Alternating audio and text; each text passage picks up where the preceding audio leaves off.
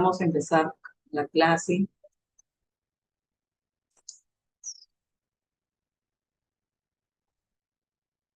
Sigo admitiendo a los alumnos que están pendientes de ingresar.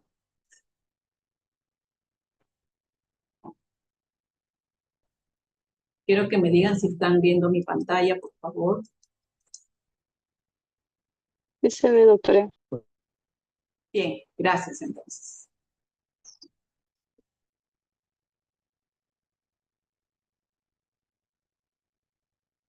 Bueno. Vamos a poner la presentación. Aquí sí. Bueno, soy la doctora Elena Caso, soy médico psiquiatra del Hospital Edgardo Cavaliati. Trabajo en el servicio de emergencia de psiquiatría ya desde aproximadamente 10 años. Me he formado como psiquiatra en el Hospital Almenara, pero luego ya mi experiencia como médico psiquiatra ha sido en este hospital y también desde el año 2018 soy docente de la Universidad Ricardo Palma y de la Universidad Nacional Mayor de San Marcos. Bueno, ese es un breve resumen sobre mí. El día de hoy vamos a hablar sobre aspectos psicobiológicos de la conducta. Este es un tema que considero importante para comprender algunas de las alteraciones que vamos a ver en adelante con respecto a los pacientes que se atienden en esta especialidad de psiquiatría, ¿no? Una parte importante de la psiquiatría son las alteraciones de la conducta y nosotros vamos a hoy día repasar y aprender sobre estos aspectos que pueden hacer modificaciones o que influyen en estos cambios de conducta. Bien.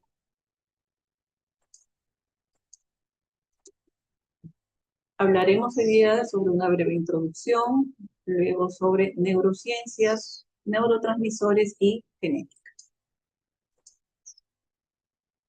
Bueno, hablábamos de estos aspectos psicobiológicos de la conducta y queremos saber qué es la psicobiología. Aquí vamos a tener estos conceptos donde nos explican que esta es una rama que se dedica a estudiar las bases biológicas de la conducta humana. Y estos procesos biológicos, estos sistemas, los vamos a entender para permitir conocer cómo nos relacionamos con las demás personas, ya sea en forma de respuesta o en forma de una adaptación a lo que sucede en el medio ambiente, en nuestro alrededor, en nuestro entorno donde nos estamos desarrollando. Y sobre estos aspectos psicobiológicos, vamos a ver que hay tres ejes principales que son los que van a estar relacionados a cómo nosotros vamos a tener actitudes y comportamientos.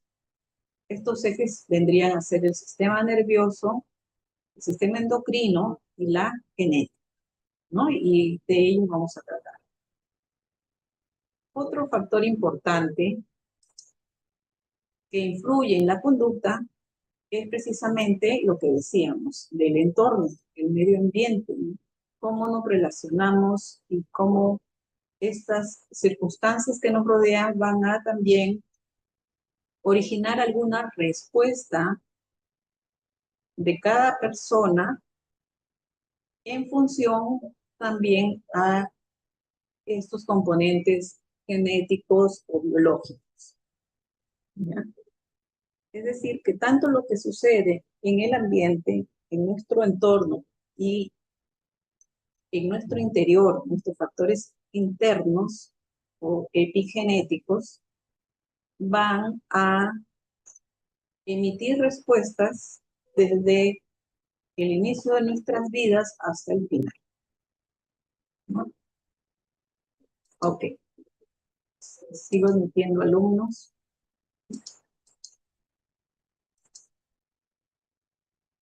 Y bueno, sabemos también, como les decía, que todos estos factores que van a influenciar en la conducta van a hacer que demos respuestas o reacciones, y en muchos casos el sistema nervioso va a proporcionar información sobre este ambiente externo y el sistema endocrino va a regular esta respuesta interna a la misma información. Ahí tenemos que el sistema endocrino va a estar compuesto, como ustedes ya lo saben, solamente estoy haciendo recordar, por una serie de glándulas que van a segregar hormonas, ¿no? Y también sabemos que las hormonas van a intervenir en la regulación y coordinación de actividades a nivel celular, ¿no? Entonces, eso no lo vamos a mover tanto porque eso ya es un tema que ustedes deben conocer. Y sí le quiero mencionar que en el hombre las hormonas van a intervenir para mantener el equilibrio del medio interno del organismo. Se relacionan con las diversas funciones metabólicas, controlan la intensidad de las funciones químicas, celulares, condicionan incluso la morfología del cuerpo, y lo que nos interesa es que actúan sobre el comportamiento, el carácter, incluso sobre la inteligencia. Debido a este tema de que actúa sobre la inteligencia, es que es una preocupación, por ejemplo, de muchos hospitales cuando los niños nacen, hacer un tamizaje de hormonas tiroideas. Se le hace estas pruebas a los recién nacidos para ver el riesgo de hipotiroidismo que puede generar precisamente alteraciones en el desarrollo del neonato, incluso también en sus niveles de inteligencia, ¿no? Y un diagnóstico inmediato, un diagnóstico precoz podría mejorar el pronóstico de estos niños, ¿no? Por ello son importantes también el estudio hormonal. ¿Ok? Ya. Y hablábamos de conducta, ¿no? Y queríamos saber qué es la conducta. Bueno, quería que salga la respuesta después, pero se movió. Muchos podemos decir, estamos hablando de conducta, pero ¿qué quiere decir la conducta? ¿No? ¿Qué significa? La conducta vendrían a ser las acciones, las reacciones y las respuestas de una persona ante los estímulos internos o externos en su entorno, ¿no? Entonces, este conjunto de reacciones o respuestas, vamos a llamar conducta, como soporte.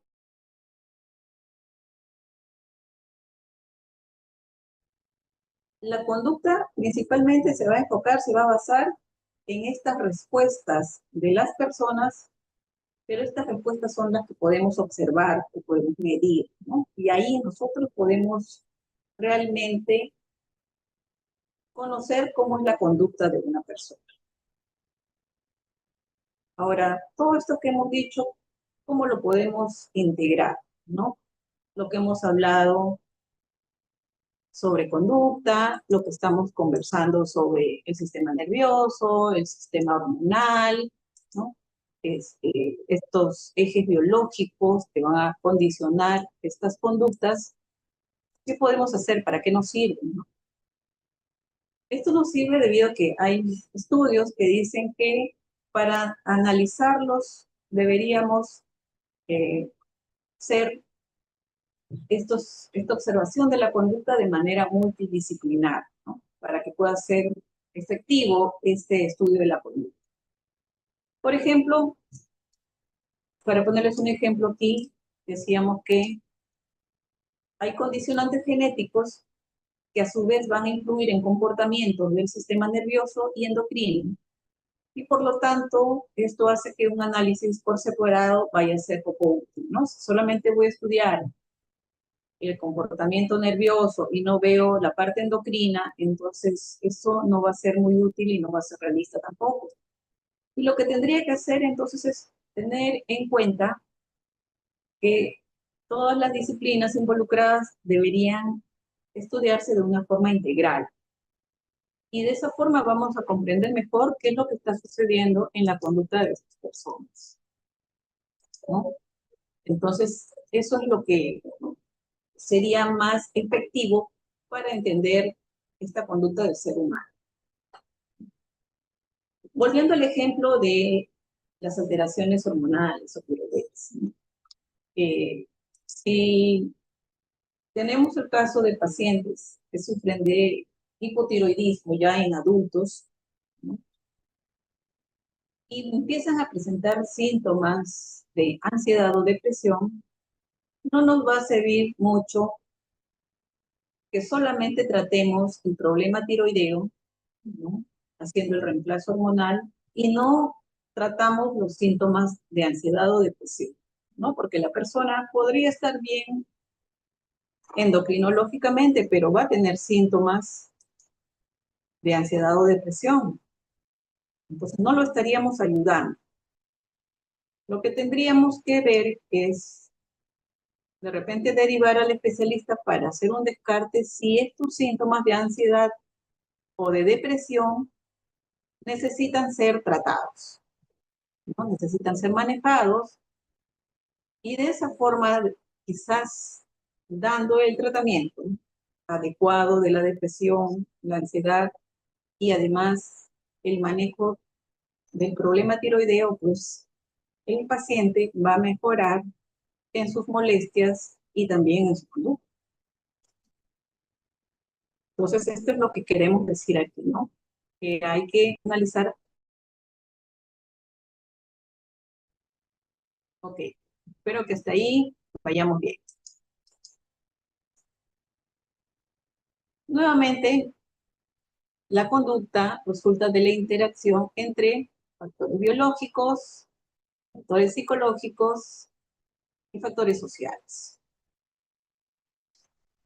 Y lo que nos interesa es comprender esta base neurobiológica para hacer un buen abordaje psiquiátrico, ¿no? Es lo que ahora vamos a estudiar.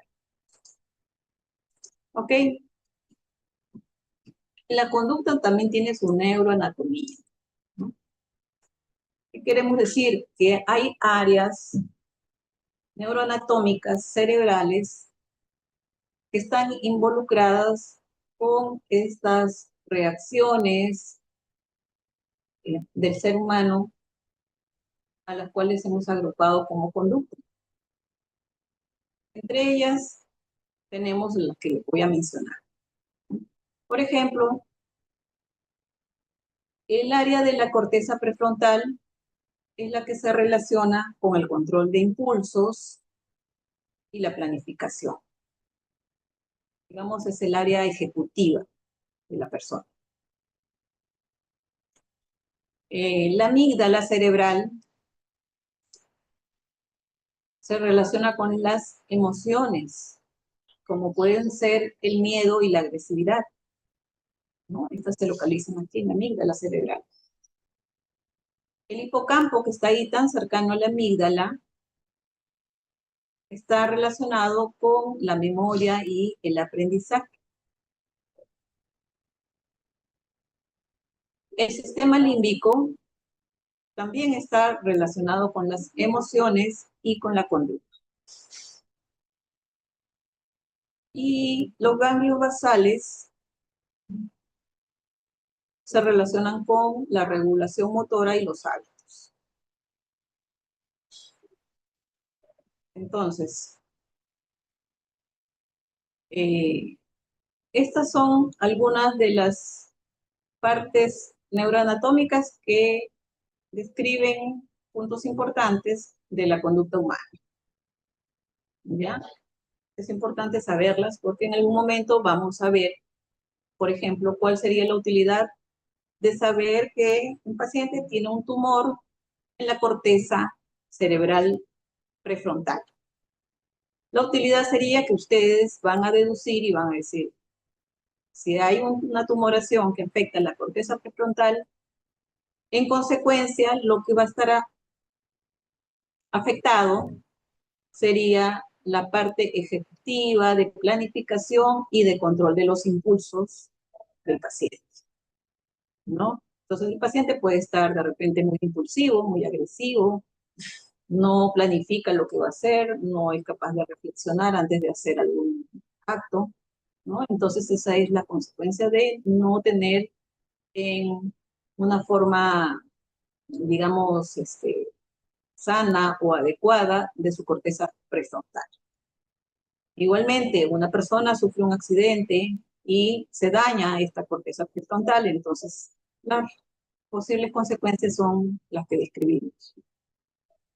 Hace tiempo había un caso, de repente ustedes lo deben conocer, de un ingeniero en Estados Unidos que se llamaba Phineas Gage. Phineas era el encargado de una obra donde había la construcción de un tren. Y lamentablemente, en el transcurso de esa obra, él sufrió un accidente donde una vara le atravesó el cerebro, la cabeza, en el área prefrontal. ¿Y qué pasó? Este hombre, que era una persona tranquila, pacífica, un hombre casado con hijos, un buen profesional, fue operado, se recuperó de este grave trauma cerebral. Sin embargo, su conducta cambió. Él se convirtió en una persona sumamente agresiva, muy impulsivo, a tratar mal a sus trabajadores, incluso a su familia, la cual llegó a perder después. Se volvió un alcohólico, perdió el trabajo, su vida cambió totalmente por la afectación justo de esta área de la corteza. Entonces, por eso es que es importante que sepamos dónde están ubicados las áreas que influyen en la conducta. ¿Ok? Sigamos. Y sobre cómo funcionan estas áreas cerebrales, bueno, es un repaso, como les decía, ustedes también ya saben esto. El encéfalo va a ejercer el control de la conducta, ¿no? Y se va a dividir en dos hemisferios. Cada hemisferio tiene 4 lóbulos: frontal, parietal, temporal y occipital. Y dentro de los lóbulos frontales, por ejemplo, se van a dividir en 3 regiones: la corteza motora, premotora, la corteza paralímbica, que va a comprender la región anterior del giro singular, y la corteza prefrontal, que comprende la corteza dorsolateral, orbital y mesial. Estas cortezas se conectan con las áreas subcorticales y van a formar circuitos que se llaman frontocorticales. Y la descripción de estos circuitos representa uno de los mayores avances en la neurociencia de las últimas décadas con relación al cerebro y la conducta, ¿no? El haber descubierto estos circuitos, donde se relaciona tanto el área de la corteza con las estructuras subcorticales. Las áreas subcorticales, también acá se las menciono. Encontramos el tálamo, el hipotálamo, el sistema límbico, los ganglios basales. Dentro de lo que ustedes ya deben saber, el cuerpo estriado. Ahí tenemos también el núcleo caudado, putamen y estriado ventral. También tenemos dentro de los ganglios basales el globo pálido, la sustancia negra y el núcleo subtalámico. Es decir, que estas áreas subcorticales que estamos mencionando se van a relacionar con la corteza cerebral por medio de estos circuitos que acabamos de describir, ¿no? Y entonces eso nos va a ser muy útil porque en adelante, cuando empecemos a ver sobre trastornos mentales, vamos a relacionar estos circuitos. Y bueno, la psiquiatría no es solamente hablar sobre pensamiento, atención, memoria, como algo subjetivo. Más bien, en las últimas décadas, lo que se promueve es que para la actualidad hablamos más de la psiquiatría biológica, ¿no? Para integrar justamente este saber biológico, qué está sucediendo a nivel de los fluidos corporales, cerebrales, y que van a influir en la conducta. Entonces, es importante que sepamos estos aspectos.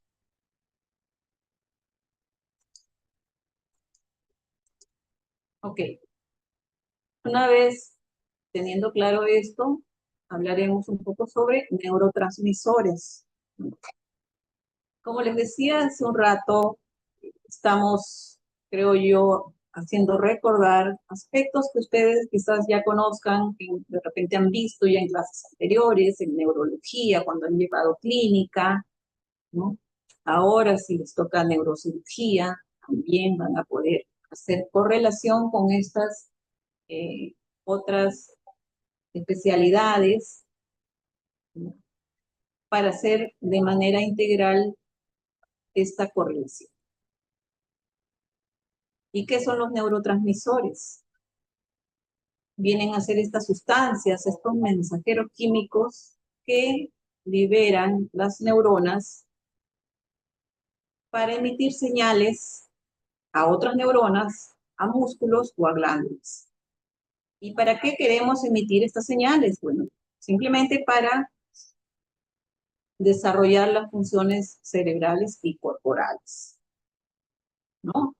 Me gustaría que ustedes ya vayan mentalmente dándose cuenta y recordando cuáles son estos neurotransmisores principales, porque vamos a estudiar ahora los neurotransmisores y cómo van actuando y ejerciendo estas funciones. Acá les traje un esquema, ¿no? Donde vemos una terminal neuronal que tiene unas vesículas, le decimos vesículas sinápticas, donde internamente tienen neurotransmisores, los cuales van a ser soltados al espacio sináptico para que actúen en la neurona postsináptica y ejerzan su acción mediante la acción de este neurotransmisor, el cual va a llegar por el receptor de esta neurona postsináptica. Entonces ahí estos receptores también van a jugar un papel importante. Muy bien, avanzamos. Entonces, acá tenemos uno de los neurotransmisores de repente más conocidos, ¿no? Que es la dopamina. Les traje aquí un esquema de cómo se va a ir degranando los aminoácidos hasta convertirse en dopamina. Este sistema de dopamina nos dice que se va a sintetizar a partir del aminoácido fenilalanina, ¿no? Es el principio de donde va a originarse la dopamina, el cual va a ser convertido en tirosina. Esta tirosina luego se convierte en dopa y por acción de la dopa decarboxilasa finalmente se convierte en dopamina. Ahora, esta DEA o dopamina también es destruida en parte por la enzima MAO, que es la monoamina oxidasa, y otra parte se utiliza por recaptación para serotonina. Entonces, más o menos así funciona este sistema de dopamina. ¿Y dónde encontramos la dopamina? Queremos saber dónde está la dopamina. Tenemos que la dopamina se encuentra en la retina, en el hipotálamo, en el tronco encefálico, ¿no? Acá lo podemos ver en los sistemas activadores mesoestriados, en la sustancia negra, en el área mesolímbica y mesocortical. Esos son los principales lugares donde podemos encontrar dopamina. Y nos interesa saber porque obviamente si nosotros sabemos en qué lugares hay dopamina, pues podemos también deducir cómo actúa y si falta dopamina también qué puede pasar. Ahora, cuando hablaba en la lámina anterior sobre receptores, ¿no? Cuando hablaba sobre neurotransmisores, les decía que había receptores, ¿no? En esta parte de la neurona postsináptica, la parte donde está la figura más abajo, en colores verdes, encontramos unos pequeños cuadraditos ahí que vienen a hacer el esquema, la figura de los receptores de neurotransmisores. Y en el caso de la dopamina, tenemos que los receptores van a ser 5 tipos de receptores. Existe el receptor dopamina D1, D2A, D2B, D3, D4 y D5. Entonces tenemos 5 tipos de receptores de dopamina. ¿Ok? Ya cuando vayamos avanzando más en las clases y en las alteraciones, ustedes van a ir conociendo en qué trastornos está alterada la dopamina y cuáles son los receptores específicos para estos trastornos. Por ejemplo, podría decirles que si hablamos de esquizofrenia, como ejemplo, la alteración se encuentra a nivel de la dopamina y en sus receptores D2, es donde más se encuentra alterado. Seguimos. ¿Y para qué nos sirve la dopamina? ¿Cuál sería su función? Eso creo que todos queremos saberlo. ¿Para qué es útil la dopamina? Vayamos pensando en qué nos sería útil. Acá tenemos que la dopamina es un importante neurotransmisor para la motivación. También se encuentra involucrado en el sistema de refuerzo por recompensa, ¿no? El cual vamos a estudiar cuando veamos sobre todo el trastorno por uso de sustancias o consumo de drogas, ¿no? Este sistema de recompensa se va a ver reforzado, por ejemplo, hasta cuando ingerimos una taza de café o de repente cuando hay alguna emoción muy intensa, por ejemplo, cuando hay una satisfacción por comidas o incluso por el vínculo sexual, ¿no? Entonces, el sistema de recompensa se ve reforzado y se libera una mayor cantidad de dopamina. Y también, ¿para qué nos sirve la dopamina? También tiene otras funciones. Regula la temperatura, lo encontramos abundantemente en el movimiento voluntario en las vías piramidales, ¿no? Como les decía, para la sexualidad, en el juicio crítico de la realidad, también podemos saber la función de la dopamina. Por ejemplo, si hay un exceso de dopamina, en un paciente que ya es psicótico, se puede psicotizar más, ¿no? Entonces, ¿qué hacemos nosotros cuando hay un paciente ya psicótico? Lo que queremos hacer es dar un medicamento que bloquee la dopamina, en este caso los antipsicóticos es lo que podemos dar, para tratar de que el paciente disminuya este síntoma psicótico de alucinaciones o de ideas delirantes y regular su dopamina. Y acá les traje un cuadro, hablando ya de dopamina, que nos habla sobre cómo se dan estos circuitos y vías dopaminérgicas. Este cuadrito de repente lo van a ver nuevamente cuando hable sobre esquizofrenia, ya que nos describe cómo actúan estas vías dopaminérgicas para explicar muchos de los síntomas psicóticos del esquizofrenia. Entonces aquí vamos a ver que una de estas vías, la vía mesocortical, que, bueno, ahorita no sé si podrán ver cuando la señalo, va a ir, como ven ustedes, a las áreas de la corteza cerebral, sobre todo a las áreas frontales y prefrontales, partiendo del área tegmental ventral. Tenemos también la vía nigroestriada, que va a salir de la sustancia negra hacia las áreas del cuerpo estriado. La vía púbero-infundibular nos va a salir de áreas de la glándula hipófisis, y la vía mesolímbica va a ir desde algunos puntos también de las áreas tegmentales hacia el sistema límbico, que corresponde pues al hipotálamo, al tálamo, al cuerpo estriado.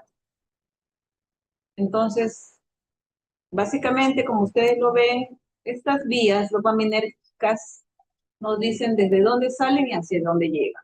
Entonces es muy fácil aprenderlas. Cuando ustedes sepan bien y repasen estas vías, van a poder comprender qué es lo que está sucediendo en un paciente con esquizofrenia, por qué estas vías están alteradas y cuáles son los síntomas que se van a dar, ¿no? Como decíamos, ¿no? Si está alterada esta parte de la corteza frontal y prefrontal, lo que va a alterarse en el paciente es su juicio de la realidad, ¿no? Y también de la motivación, y también su juicio de planificación, por lo que el paciente puede estar impulsivo o agresivo. Entonces, es cuestión que vayamos viendo cuál área está afectada y cuáles son las reacciones que puede tener el paciente en consecuencia de esta afectación. Entonces, para eso nos sirve conocer todas estas relaciones entre lo que sucede biológicamente y la respuesta en su conducta. ¿Ok? Terminamos con dopamina, nos pasamos a la serotonina, que es otra de las sustancias importantes, otro neurotransmisor importante. Y nuevamente les traigo un esquema de la serotonina, una estructura química. Y aquí vemos que para obtener la serotonina, vamos a ver que se va a empezar a sintetizar desde otro aminoácido que es el triptofano. ¿No? Hay una estructura química de triptofano. Este va a ir degradándose, ¿no? A 5-hidroxitriptofano por acción de esta enzima de carboxilasa, y luego se va a convertir finalmente en 5-hidroxitriptamina o serotonina. Y bueno, Al igual que como les mostré con la dopamina, se va a liberar a nivel de espacios sinápticos y va a ser recibida por sus receptores. La serotonina también tiene varios receptores, como lo estamos viendo. Dice con este que hay 5 tipos de receptores y cada uno con sus subtipos. Por ejemplo, el receptor de serotonina 5-HT1 tiene el A, B, C y D, ¿no? Tiene sus subtipos. Tenemos al 5-HT2, al 5-HT3, al 5-HT4 y al 5-HT5. Y también tenemos que la serotonina es destruida en parte por la MAO y otra parte es captada, es recaptada, no se destruye. La MAO decíamos que es la enzima monoaminoxidasa. Bien, también acá un esquema sobre dónde va la serotonina y sus vías. La serotonina es el neurotransmisor de los núcleos del ramo. Y las neuronas se distribuyen ampliamente en la médula espinal, en el cerebro, en los núcleos subcorticales y en la corteza cerebral. Eso es si hablamos de serotonina a nivel cerebral. Sin embargo, sabemos también que la serotonina no solamente la encontramos a nivel cerebral. ¿Qué creen ustedes? ¿Dónde más puede haber serotonina? ¿Alguien sabe, quiere participar? Chicos, a ver, alguien que levante la mano.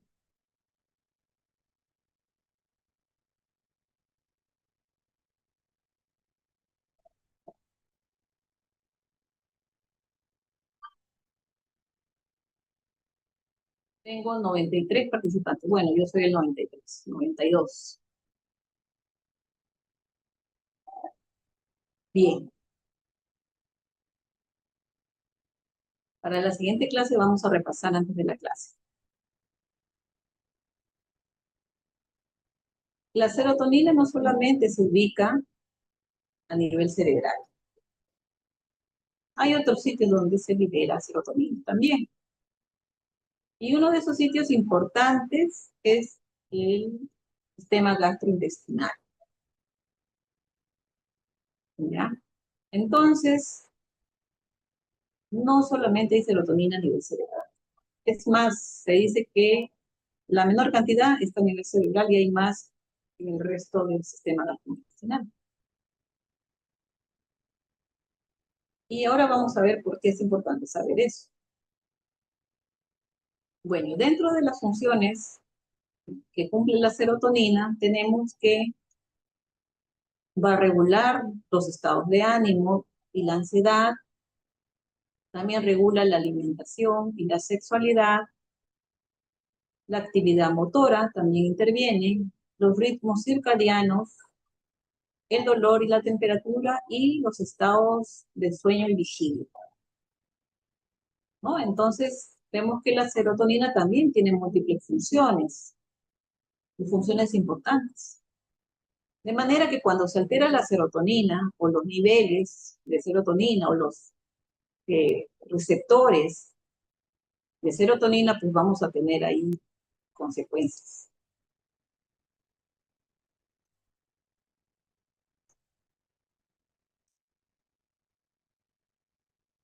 Las consecuencias serían que posiblemente el paciente tenga trastornos de ansiedad, está muy relacionado con la depresión, ¿no? Por eso decimos aquí los trastornos del estado del ánimo. También con la regulación de la ansiedad y la alimentación, porque en los trastornos alimentarios hay una intervención de la serotonina. Y por lo tanto, tenemos que saber dónde está la serotonina.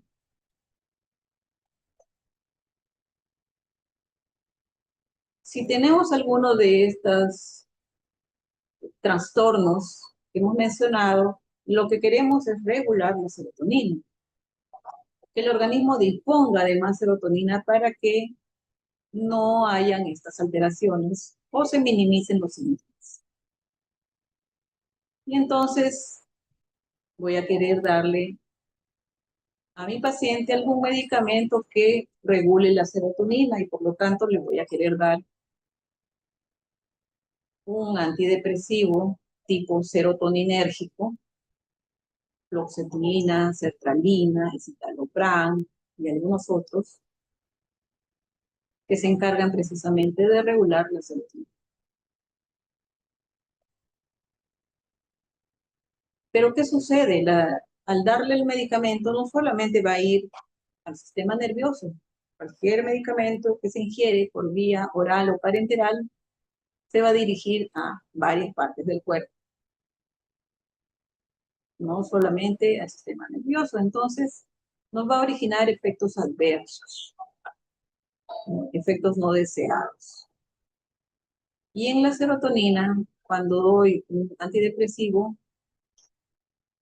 en algunas ocasiones se presentan estos efectos indeseados justamente en el sistema gastrointestinal y el paciente va a tener náuseas, ganas de vomitar o vómitos, a veces diarreas, alteraciones en la función sexual, a veces en la alimentación también. Entonces, estos efectos adversos se presentan en ocasiones a los pacientes que les administramos antidepresivos serotoninérgicos. No es lo que queremos, pero a veces se presenta, entonces hay que advertirle a los pacientes estos posibles efectos que por lo general suceden en los primeros días, luego que el cuerpo se adapta y ya dejan de presentarse.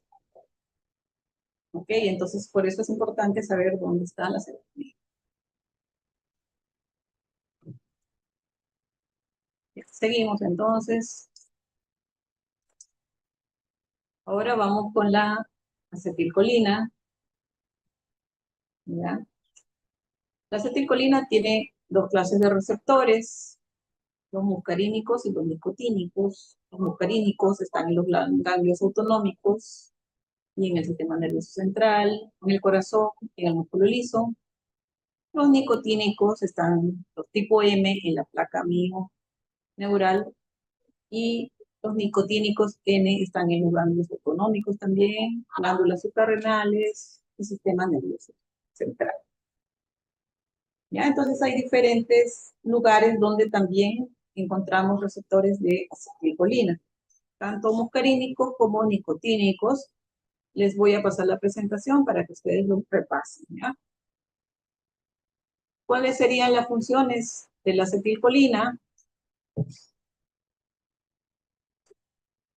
Dentro de ellas podemos destacar el aprendizaje, está involucrado en la memoria, también en el dolor, en el sueño REM, en la excitación cortical y en la sed.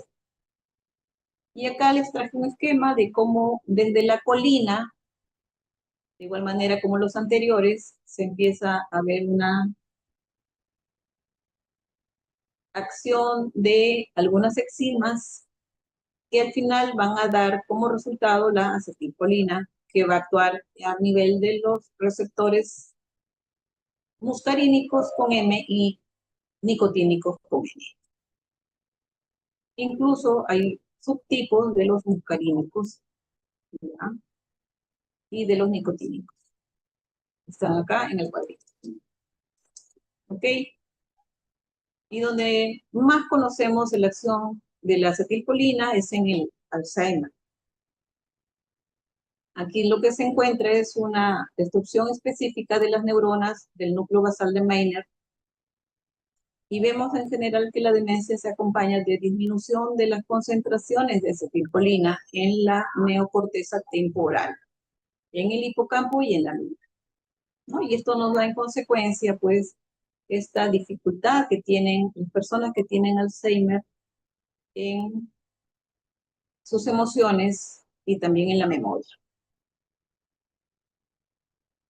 ¿Ok?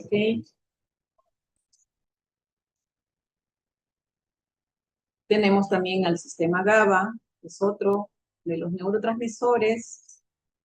Se va a sintetizar a partir del ácido glutámico. El GABA se encuentra por todo el cerebro. Y se dice que hasta 1/3 de las sinapsis en el cerebro utilizan GABA. También el GABA tiene sus receptores, ¿no? Y tenemos aquí 3 tipos de receptores GABA, el GABA A, el GABA B y el GABA C. El GABA A es un receptor ionotrópico, por lo tanto utiliza canales de cloro. El GABA B es metabotrópico y viene acoplado a la proteína G. Y el GABA C es también un receptor ionotrópico que actúa a través del canal de cloro. Y al costado de esta lámina les ponía pues cómo se forma el GABA a partir del ácido glutámico glutamato, ¿no?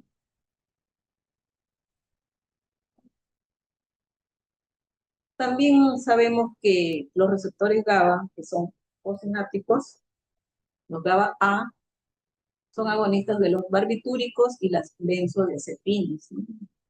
Justo las benzodiazepinas que ustedes conocen actúan a nivel de este receptor GABA. Y los GABA B, que son presinápticos, que controlan la liberación de otros neurotransmisores.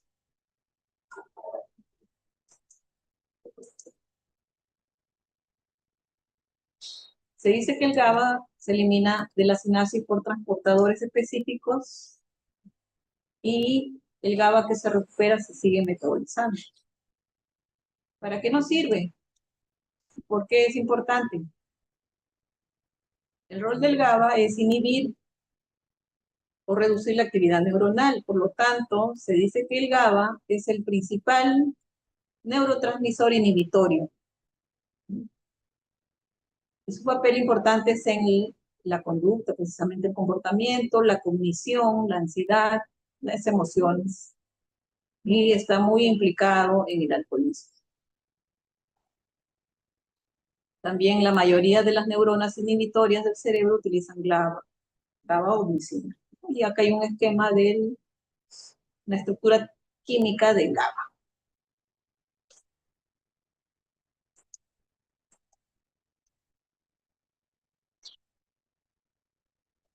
Y también acá tenemos otro neurotransmisor, el glutamato. El glutamato va a ser el principal neurotransmisor excitatorio, lo contrario de lo que decíamos con el GABA. Cuando hay una hipoactividad glutamatérgica por bloqueo del receptor NMDA, se puede producir alucinaciones y disociación de la realidad. Y justamente esto es una de las reacciones que sucede en la esquizofrenia. La hiperactividad glutamatérgica lo que produce es una cascada de excitación del sistema nervioso central, por lo tanto hay neurotoxicidad, y va a magnificar los daños que se producen en la hipoglicemia, la hipoxia y las convulsiones, ¿no? Aquí hay una hiperactividad. El glutamato es un aminoácido que viene a producirse de la glutamina. Se elimina en la sinapsis por medio de transportadores de neuronas especializadas. Y también vemos que se metaboliza glutamina y luego se resuministra a los terminales neuronales, ¿no? Entonces, este sistema de glutamato resulta ser importante en algunas patologías mentales, como en la esquizofrenia.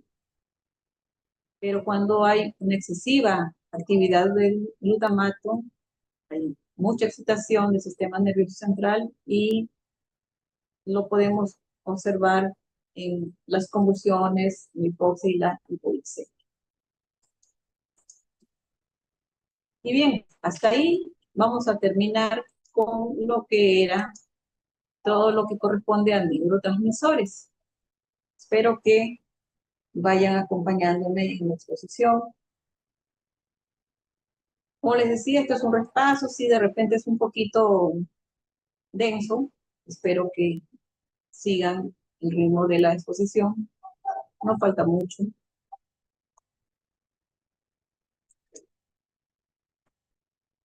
Y en esta parte de genética, que decíamos que era también importante porque influye en la conducta, vemos que esta genética va a estudiar la herencia y la transmisión de los caracteres morfológicos y fisiológicos de padres a hijos. ¿No? Bueno, eso ya lo sabemos. Sabemos que también que la información se encuentra en el ADN, que se encuentra en los cromosomas. También sabemos que los humanos tienen 46 cromosomas. Y uno de estos cromosomas de este par va a determinar el sexo. Aquí conceptos importantes para que ustedes recuerden sobre genética. ¿Qué es un gen? Un gen es un factor hereditario que controla un carácter. El genotipo es el conjunto de factores heredados de los padres que va a determinar un carácter. Y el fenotipo es el conjunto de caracteres hereditarios que se manifiestan externamente. No, no todos se expresan. Hay algunos que sí se expresan en el fenotipo. Y acá quería comentarles, hablando de genética, que hay potencialidades que se pueden heredar genéticamente. Por ejemplo, la inteligencia. Hay estudios que demuestran que la inteligencia se hereda de la madre. Claro, no es que el 100%, pero sí los estudios revelan que gran parte de la inteligencia de las personas se hereda de la madre. También tenemos que hay otras potencialidades que se heredan, como las habilidades verbales y espaciales, la memoria, el temperamento, los rasgos de personalidad, lamentablemente el alcoholismo también se hereda, la predisposición para fumar y también las enfermedades neuropsiquiátricas. Así es que nos interesaba saber porque podremos preguntar ya en psiquiatría qué se está heredando de los familiares, de los padres y los abuelos. Por ejemplo, se puede heredar también la depresión, la esquizofrenia, eh, incluso se dice también los trastornos del autista y varios trastornos pueden heredarse. Por eso es que es importante tener una idea de qué se puede heredar. Justo hablando de depresión, hay acontecimientos vitales que se asocian a la depresión. Por ejemplo, si fallece un familiar cercano, si hay violencia familiar, una separación, un divorcio, un conflicto conyugal grave puede desencadenar depresión. En las mujeres que tienen un riesgo genético bajo, la incidencia de depresión puede ser de 0.5 a 6.2%. Y en las mujeres que tienen más riesgo genético o un alto riesgo genético, la probabilidad puede aumentar desde 1.1 hasta 14.6% de depresión. Sobre el alcoholismo, sabemos que es un marcador de riesgo genético que puede inducir a la depresión. También se sabe que las personas que tienen riesgo genético a la depresión, a veces no siempre desarrollan depresión, pero tienen una mayor sensibilidad al estrés. Y un poquito más sobre depresión en este tema genético. Durante muchos años se pensó que el trastorno depresivo mayor tiene un componente genético basado en estudios familiares, ¿no? En estudios de investigación, de gemelos y de adopción. Y ahí se supo que tener un familiar de primer grado con depresión aumenta el riesgo del diagnóstico de depresión en 2.84 veces. Y en los estudios de adopción se observó un aumento de tasa hasta 3 veces en la tasa de depresión en los padres biológicos de una persona con depresión en comparación con los padres adoptivos, ¿no? Entonces, en estos estudios se dio a conocer que la heredabilidad del trastorno depresivo mayor es de aproximadamente el 40%. Bien, y no solamente la depresión se hereda, decíamos, hay varios trastornos. Les quería traer otro trastorno importante que es la esquizofrenia, donde aquí nos hacen mención de que sabemos que la esquizofrenia inicia alrededor de los 15 a 25 años, más antes en los varones que en las mujeres. Por lo general los varones inician a los 15, 16, 18 años, las mujeres más tardíamente, a los 20, 22, 25. ¿No? Y se describe para la esquizofrenia una teoría del neurodesarrollo, ¿no? Donde se dice que hay una alteración a nivel de la poda neurológica cerebral y que este neurodesarrollo de este paciente en la infancia o adolescencia podría desencadenar los síntomas de esquizofrenia. Pero aparte de esta teoría del neurodesarrollo, también están estos factores poligenéticos que condicionan a que haya una disfunción en el proceso de la organización cortical dentro del útero. Y esto conlleva que en el futuro se desencadene la esquizofrenia. Ya esto sucede en la adolescencia. Pero pueden haber estos factores genéticos y no siempre se desarrolla pues, la esquizofrenia, sino que se sabe que es multifactorial, que aparte de la genética hay factores de riesgo sociales también, no solamente son biológicos. Es decir, si de repente esta persona que tiene un factor genético para desarrollar esquizofrénico crece en un ambiente, en un hogar funcional, criado por personas que no padezcan esta enfermedad y de una forma adecuada, ¿no? Con ese soporte emocional y social adecuado, posiblemente no se desarrolle el esquizofrenia. Pero sí, más bien, existe este factor genético más este factor psicosocial alterado, pues sí desencadena la esquizofrenia. ¿Okay? Incluso dentro de esos factores psicosociales se menciona al consumo de marihuana, ¿no? Y se dice que cuando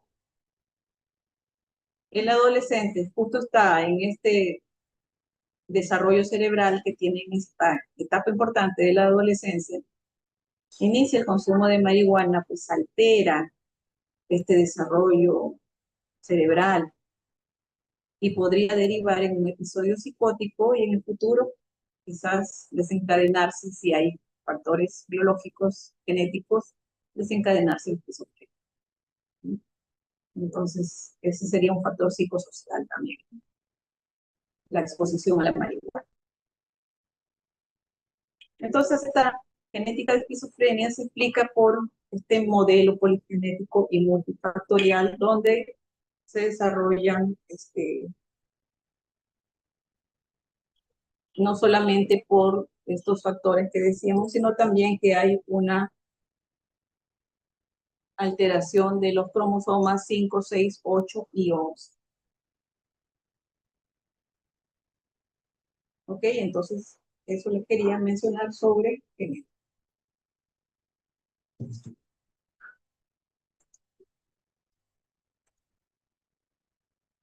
Un pequeño cuadro para mencionarles la prevalencia de la genética y la esquizofrenia. Se dice que alrededor de 1% de la población tiene esquizofrenia, y esta es una prevalencia a nivel mundial. Hay variables de 0,6 a 1,6 en las poblaciones, pero por lo general se acepta de 1. Si hay un pariente de primer grado, hay un 10% de prevalencia. Si ambos padres son esquizofrénicos, hay un 40%. Y si son gemelos bicigotos, de un 10 a 15%, y monocigotos de un 40 a 59%. Y en esta parte, ya para ir terminando, mencionarles sobre neurociencias. El objetivo de las neurociencias es comprender precisamente cómo estos procesos mentales se desarrollan. Y va a involucrar cómo percibimos, cómo actuamos, es decir, la conducta, cómo aprendemos y cómo recordamos. Estas neurociencias van a estudiar la estructura y la función neuroquímica, farmacológica y de la patología del sistema nervioso central. El objetivo de estas neurociencias es precisamente estudiar estos sistemas que van a interactuar para dar origen a la conducta humana. Y justo nos interesa el estudio biológico del cerebro, que va a abarcar muchos niveles, desde la biología molecular, como veíamos, hasta las funciones cognitivas y de la conducta, para poder comprender bien cómo funcionan estos procesos cerebrales. Y aquí hay algunos procesos importantes que debemos conocer estos conceptos. Por ejemplo, este concepto de neuroplasticidad, que en los últimos años ha tomado mayor enfoque y relevancia. ¿Qué se dice? Según la Organización Mundial de la Salud, la neuroplasticidad es la capacidad de las células del sistema nervioso para regenerarse anatómica y funcionalmente, después de haber estado sujetas a influencias patológicas, ambientales o del desarrollo, incluyendo de traumatismos y enfermedades. ¿No? Entonces, ¿qué nos dice aquí? Que el cerebro puede cambiar, puede adaptarse, puede tener un diferente desarrollo en función a la conducta y a la experiencia, a lo que aprendemos, pero también a las patologías que podamos desarrollar. Hace años se decía que si las neuronas morían, ya no había regeneración, ¿no? Entonces ya no era posible que algunos circuitos cerebrales vuelvan a funcionar una vez que estaban dañados. Pero en la actualidad, esta teoría ya está siendo descartada. Y por lo tanto, con la neuroplasticidad se da lugar a muchas esperanzas en algunas enfermedades. Y sobre cómo se realizaría esta neuroplasticidad, podemos ver que hay varias formas en las cuales se va a realizar este cambio a nivel del tejido. Aquí tenemos, por ejemplo, la neurogénesis, la regeneración axonal, la colateralización, la sinaptogénesis, la cotransmisión y la colocalización. Esto lo vamos a desarrollar un poquito más por acá. Básicamente es lo mismo. Acá, para poder verlo de repente un poquito más amplio. La neurogénesis es uno de estos procesos por el cual se van a generar nuevas neuronas a partir de células madre y células progenitoras. Eso es fácil de deducir. La regeneración axonal es otro proceso coordinado, complejo, en el cual tanto la neurona como las células de Schwann, fibroblastos, células endoteliales y macrófagos que se producen van a empezar a coordinar tras una lección axonal. La colateralización es un proceso que ocurre en el sistema periférico ya y consiste en emisión de colaterales en las ramas terminales de los axones intactos y van a inervar a fibras musculares de las unidades nerviosas que están desnervadas. La sinaptogénesis es la formación de nuevas sinapsis y a pesar de que se produce durante toda la vida en una persona sana, una explosión formadora de sinapsis se produce durante el desarrollo temprano del cerebro, ¿no? Todo el tiempo estamos formando nuevas sinapsis. ¿Y cómo lo podemos demostrar? Imagínense ustedes hace 5 años o 6 años cuando iniciaron la carrera. No sabían todo lo que saben ahora de medicina. Y si ahora lo saben es porque se han generado sinapsis nuevas que les han permitido aprender, ¿no? Y tener otro saber. Y asimismo, como se ha modulado su cerebro con esta sinapsis, de aquí a 5 años más, también este cerebro será otro. Si tomamos una imagen cerebral de alguno de ustedes y vemos cómo está formado funcionalmente y cómo funcionan estas conexiones cerebrales hoy y la tomamos de aquí a 5 años, va a ser diferente. Dependiendo ¿de qué? De las experiencias y de las conductas que tengan ustedes. Ahora, el otro concepto importante es cotransmisión. Esto quiere decir que un neurotransmisor clásico ejerce su función con un neuropéptido en una misma neurona. Y por último, la colocalización habla que, por ejemplo, la serotonina y el GABA actúan juntos con actividad neuroconductual, la cual actualmente supera los 100 tipos y más de 40 receptores específicos en las membranas donde fueron identificados, ¿no? Hay 2 receptores. Ok. En conclusión, diremos finalmente que nuestro cuerpo, nuestro organismo, está formado por diferentes sistemas, entre ellos el sistema endocrino, el sistema nervioso central, que van a controlar las reacciones del cuerpo, lo dirigen. Pero sin embargo no lo podrían hacer de manera autónoma. Siempre van a estar influenciados por el medio en el que vivimos. Y no solamente el medio externo, también hablábamos del medio interno. Y todo el trabajo de recibir mensajes del exterior y del interior del cuerpo y de responder a ellos, coordinarlos, lo va a realizar el sistema nervioso. Y hemos visto que el sistema nervioso está formado tanto por el sistema nervioso central como por el periférico y el sistema vegetativo. ¿Ok? Entonces todo esto va a influenciar cómo va funcionando y cómo van interactuando, van a influenciar para determinar la conducta humana. Y si hay alteración en alguno de ellos, lo más probable es que también la conducta se altere, ¿no? Si ahí no hay una regulación.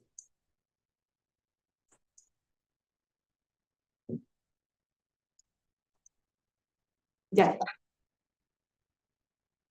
Bien, chicos. Gracias entonces por su atención. Si hubiera alguna pregunta, me levantan la mano, por favor.